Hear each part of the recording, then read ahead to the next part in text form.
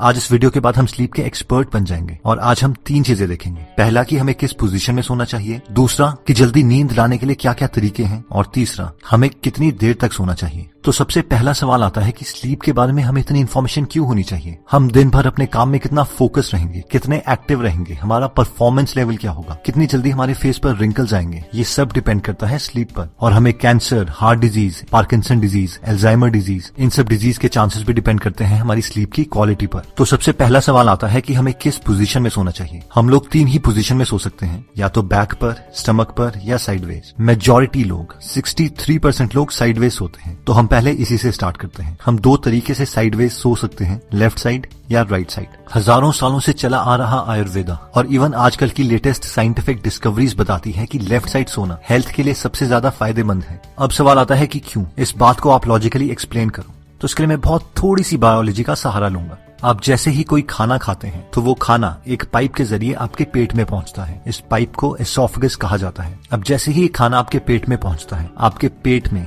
Gastric fluids release होते हैं, यानी एक एसिड रिलीज होती है जिसे उस खाने को डाइजेस्ट किया जाता है और नेक्स्ट सेक्शंस में पहुंचाया जाता है। अब ये एसिड वापस उस पाइप में एसोफेगस में ना आ जाए, इसके लिए एसोफेगस के एंड में एक वॉल्व लगा है जिसका काम है कि जैसे ही खाना पेट में पहुंचता है वो ऑटोमेटिकली बंद हो जाएगा। अब एज के कारण या और रीजन से ये वॉल्व ढीला पड़ जाता है, जिसकी वजह से पेट की एसिड्स एसोफेगस तक पहुंचने लगती है। अब क्योंकि हमारी बॉडी के अंदर हमारी स्टमक एक बीन की शेप में लेफ्ट हैंड साइड में है, इसलिए जब भी आप लेफ्ट हैंड साइड में सोते हो तो ग्रेविटी के जरिए हमारी सारी पेट की एसिड और खाना बॉटम में रहता है, जिसकी वजह से खाने को डाइजेस्ट करना बहुत आसान हो जाता है और आपके पेट की एसिड एसोफेगस तक नहीं पहुंचती। लेकिन अगर अब आप इमेजिन करो कि आप राइट हैंड साइड में सोए हो, तो आपने इस प्रोसेस को कम्प्लीटली ऑपोजिट कर दिया है और इसकी वजह से अब आपके पेट की एसिड आपके एसोफेगस तक पहुंचेगी, जिसकी वजह से आपकी छाती जलने लगेगी और टेक्निकल टर्म्स में इसे हार्ट बर्न और रिफ्लक्स भी कहा जाता है, जिससे हाइटल हर्निया और गर्ड की बीमारी हो सकती है।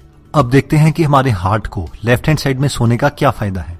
हमारे बॉडी की सबसे बड़ी आर्टरी आयोटा है, जो कि हार्ट के साथ कनेक्टेड है और लेफ्ट हैंड साइड में टिल्टेड है। आयोटा को डायरेक्टली हार्ट से खून मिलता है और वो खून हमारे लोअर पार्ट ऑफ बॉडी में जाता है। अब अगर हम लेफ्ट हैंड साइड में सोते हैं तो नेचुरल ग्रेविटेशनल फोर्सेस की वजह से हमारे हार्ट को आयोटा में खून पहुंचाने के लिए बहुत कम एफर्ट करना पड़ेगा, और जबकि ये एफर्ट बहुत ज्यादा होगा अगर हम राइट हैंड साइड में सोते हैं। अगर आपने अपने घर में पंप लगाए हैं तो आप इस प्रिंसिपल को आसानी से समझ सकते हैं कि पानी को ग्राउंड फ्लोर से 10th फ्लोर में पहुंचाना मुश्किल है, जबकि ये बहुत आसान है अगर आपको पानी को 10th फ्लोर से ग्राउंड फ्लोर में लाना है। इसलिए अगर आप पूरे दिन में 8 घंटे लेफ्ट हैंड साइड में सोते हैं तो वो 8 घंटे आप अपने बेस्ट फ्रेंड हार्ट की मदद कर रहे हैं। लेफ्ट हैंड साइड सोने का तीसरा फायदा होता है लिम्फेटिक सिस्टम को। लिम्फेटिक सिस्टम का ऑर्गन स्प्लीन हमारे बॉडी की लेफ्ट हैंड साइड में स्टमक के साथ होता है। स्प्लीन का बेसिक फंक्शन होता है खून को साफ करना और डैमेज्ड रेड ब्लड सेल्स को बॉडी से हटाना और इमरजेंसी कंडीशंस के लिए खून स्टोर करके रखना, जैसे कि कट या इंजरी।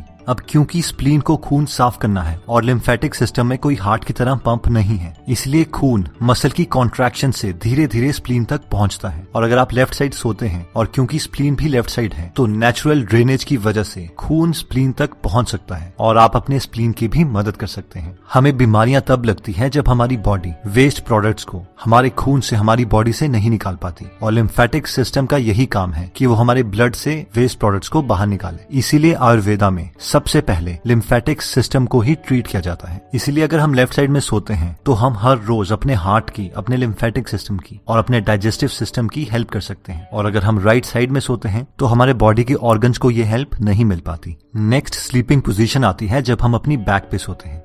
इस पोजीशन में सोने से हमारे बॉडी के ऑर्गन्स को ना कोई एक्स्ट्रा काम करना पड़ता है, ना ही उसे कोई एक्स्ट्रा एडवांटेज मिलती है, लेकिन हमारी स्पाइन नेचुरल अलाइनमेंट में रहती है, जिसकी वजह से हमें कोई भी बैक पेन, नेक पेन या फिर शोल्डर पेन नहीं होती।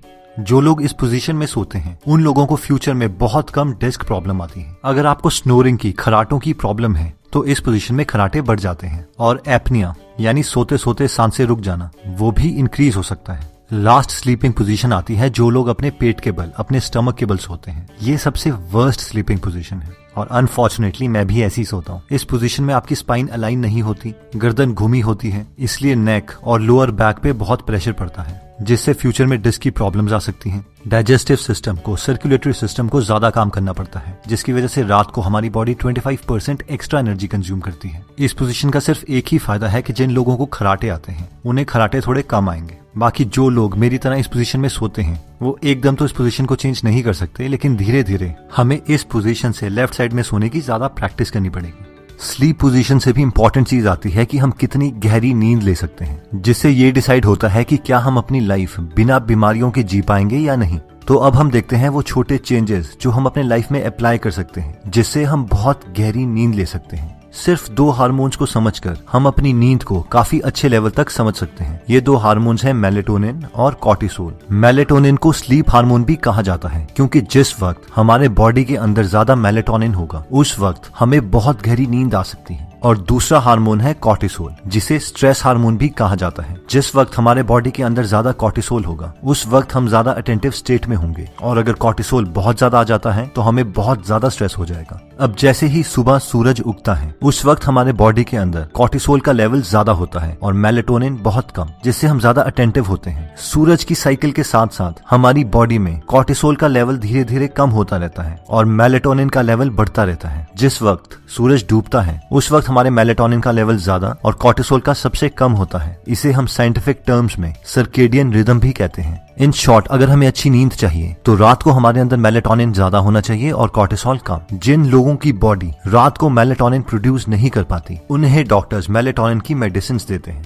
हमारा गोल हमारी बॉडी में मेलेटोनिन नेचुरल तरीकों से लाने का है, ना कि दवाइयां खाकर, जिसके ऑब्वियसली बहुत सारे साइड इफेक्ट्स भी हैं। अगर हमें अपनी बॉडी में मेलेटोनिन नेचुरल तरीके से पैदा करना है तो हमें अपने बॉडी को 2 कंडीशंस प्रोवाइड करनी पड़ेगी। पहला है डार्कनेस, यानी कमरे में पूरे तरीके से अंधेरा, और दूसरा है consistent sleep and wake cycle, यानी हर रोज ऑलमोस्ट सेम टाइम पर सोना और सेम टाइम पर उठना। कमरे में अंधेरा होना हमारी गहरी नींद के लिए इतना ज्यादा इंपॉर्टेंट है कि कॉर्नेल यूनिवर्सिटी के रिसर्चर्स ने एक एक्सपेरिमेंट किया, जिसमें उन्होंने एक आदमी को एक पूरे अंधेरे रूम में सुलाया, उसके साथ सेंसर्स अटैच किए और फाइबर ऑप्टिक केबल से एक 50 पैसे के सिक्के के बराबर थोड़ी सी लाइट उसके घुटने के पीछे कंसिस्टेंटली फ्लैश करी, और सिर्फ इतनी सी लाइट से उसकी पूरी स्लीप साइकिल डिस्टर्ब हो गई। और जो लोग रात को पूरे अंधेरे में सोने से डरते हैं वो रेड लाइट का नाइट बल्ब यूज कर सकते हैं। नेक्स्ट आता है ब्लू लाइट। हार्वर्ड के रिसर्चर्स ये कंफर्म कर चुके हैं कि ब्लू लाइट हमारा कॉर्टिसोल लेवल इंक्रीज करती है और मेलेटोनिन सप्रेस करती है, यानी डिक्रीज करती है। और अनफॉर्चुनेटली हमारे सारे गैजेट्स, हमारा सेलफोन, हमारे लैपटॉप, हमारा टेलीविजन, ये सारे ब्लू लाइट एमिट करते हैं। और रात के वक्त हर 1 घंटा जो हम इन डिवाइसेस के साथ गुजारते हैं उससे हमारी 30 मिनट की डीप स्लीप कम हो जाती है और फिर बीमारियां लगने लगती हैं। अब ऑब्वियसली हम इन फोन से इतना एडिक्टेड हो चुके हैं कि हम इन्हें नहीं छोड़ सकते, इसीलिए मैक्सिमम फोन्स में ब्लू लाइट फिल्टर का एक फीचर प्रोवाइड किया होता है, जिससे हमारी स्क्रीन पेल येलो कलर की हो जाती है। इस फीचर को यूज करके हम अपने स्लीप की क्वालिटी को इम्प्रूव कर सकते हैं। जिन लोगों के सेलफोन में ये फीचर नहीं है वो एंड्रॉइड में